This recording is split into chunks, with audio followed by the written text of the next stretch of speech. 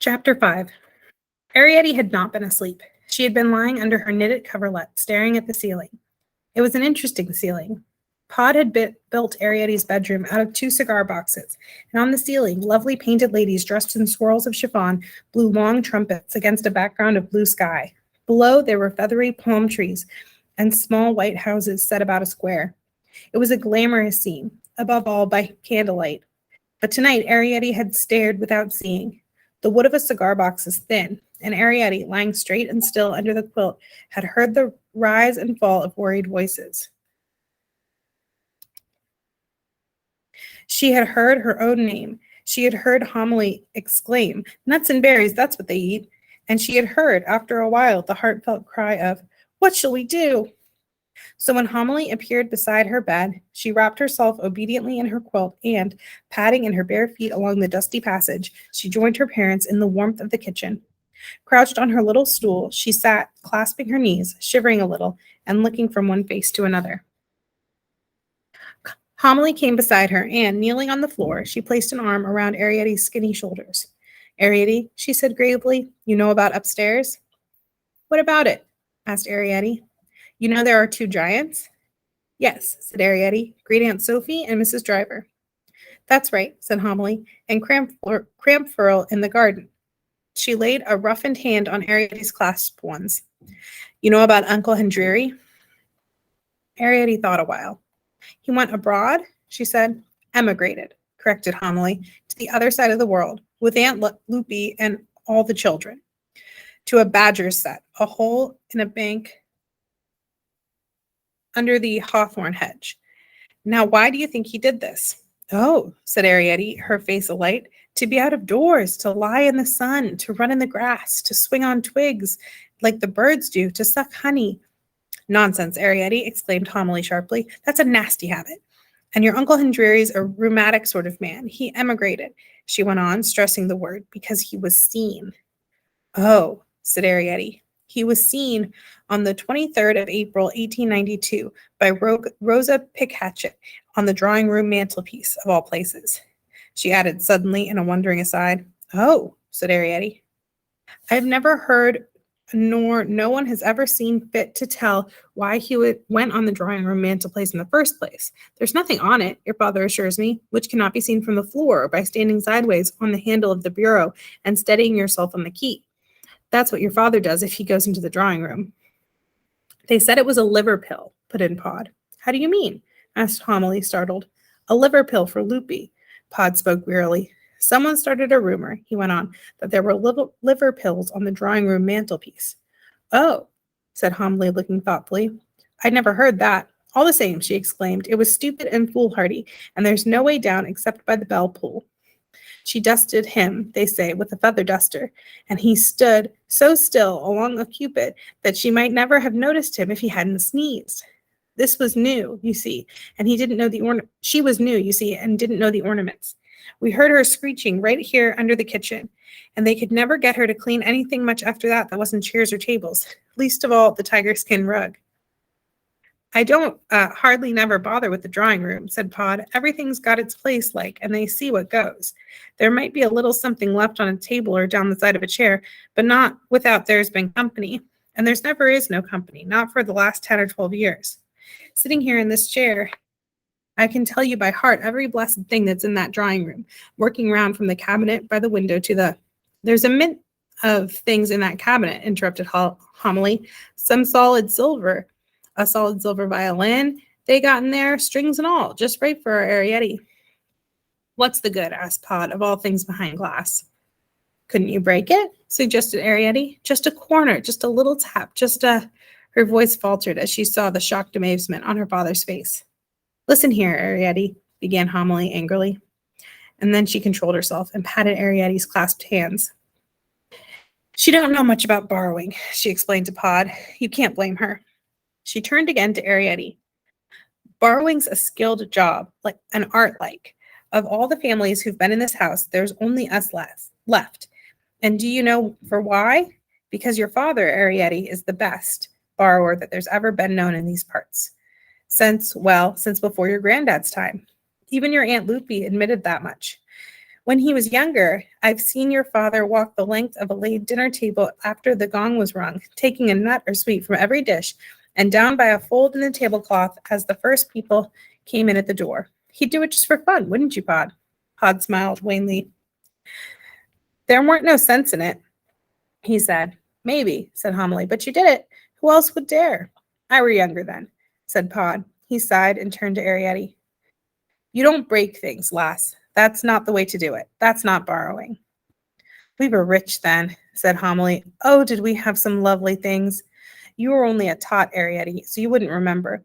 We had a whole suite of walnut furniture out of a doll's house, and a set of wine glasses in green glass, and a musical snuff box, and the cousins would come, and we'd have parties. Do you remember, Pod? Not only the cousins, the harpsichords came. Everybody came, except those overmantels from the morning room. And we'd dance and dance, and the young people would sit out by the grating. 3 tunes that snuff box played: Clementine, God Save the Queen, and Postchaise Gallop. We were the envy of everybody, even the overmantels. Who were the overmantels? Asked Arietti. Oh, you must have heard me talk of the overmantels, exclaimed Homily, that stuck-up lot who lived in the wall high up among the lath and the plaster behind the mantelpiece in the morning room. And a queer lot they were. The men smoked all the time because the tobacco jars were kept there, and they'd climb about and in and out of the carvings of the overmantel, sliding down the pillars and showing off.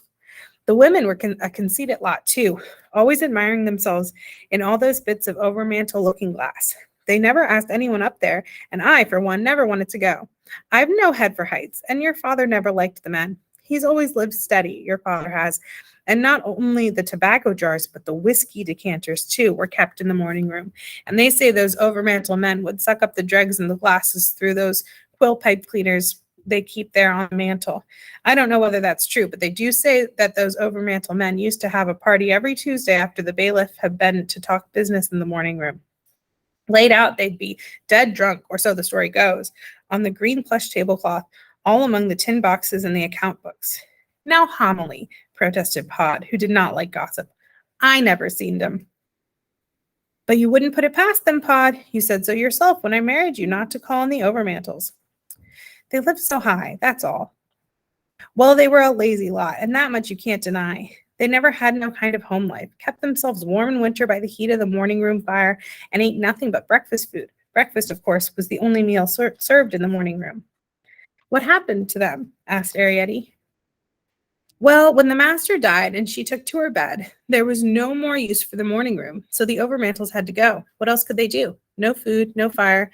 It's a bitter cold room in winter. And the harpsichords? Asked Arietti. Homily looked thoughtful. Well, they were different. I'm not saying they weren't stuck up too, because they were. Your Aunt Loopy, who married your Uncle Hendreary, was a harpsichord by marriage, and we all know the airs she gave herself. Now, Homily, began Pod. Well, she'd no right to. She was only a rainpipe from the stables before she married harpsichord. Didn't she marry Uncle Hendreary? Asked Arietti. Yes, later. She was a widow with 2 children, and he was a poor widower with 3. It's no good looking at me like that, Pod. You can't deny she took it out of poor Hendreary. She thought it was a come down to marry a clock. Why? Asked Arietti. Because we clocks live under the kitchen, that's why. Because we don't talk fancy grammar any anchovy toast. But to live under the kitchen doesn't say we aren't educated. The clocks are just as old a family as the harpsichords. You remember that, Arietti, and don't let anyone tell you different. Your grandfather could count and write down the numbers up to, what was it, Pod? 57, said Pod. There, said Homily, 57. And your father can count, as you know, Arietti. He can count and write down the numbers and go on and on as far as it goes. How far does it go, Pod? Close to 1,000, said Pod. There, exclaimed Homily. And he knows the alphabet because he taught you, Arietti, didn't he? And he would have been able to read, wouldn't you, Pod, if he hadn't had to start borrowing so young?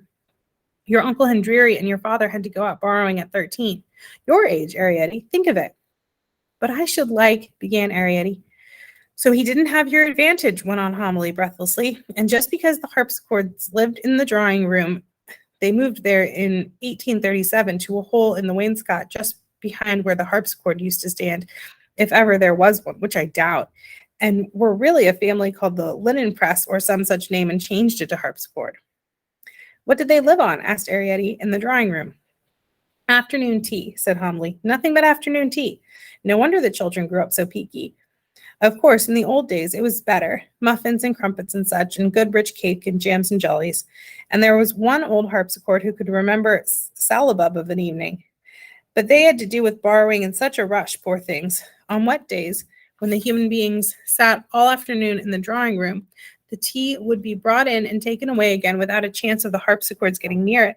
And on fine days, it might be taken into the garden. Loopy had told me that sometimes there were days and days when they lived on crumbs and water out of flower vases. So you can't be too hard on them. Their only comfort, poor things, was to show off a bit and wear evening dress and talk like ladies and gentlemen. Did you ever hear your Aunt Loopy talk? Yes. No, I can't remember. Oh, you should have heard her say parquet. That's the stuff the drawing room floor is made of. Parquet, parquet, she'd say. Oh, it was lovely. Come to think of it, your Aunt Loopy was the most stuck up of them all. Arietti's shivering, said Pod. We didn't get the little maid up to talk about Aunt Loopy. Nor did we, cried Homily, suddenly contrite. You should have stopped me, Pod. There, my lamb, tuck this quilt right round you, and I'll get you a nice drop of piping hot soup. And yet, said Pod, as Homily, fussing over the stove, ladled the soup into the teacup, we did in a way. Did what? Asked Homily. Get her here to talk about Aunt Loopy. Aunt Loopy, Uncle Hendreary, and, he paused, Eglatina. Let her drink her soup first, said Homily. There's no call for her to stop drinking, said Pod.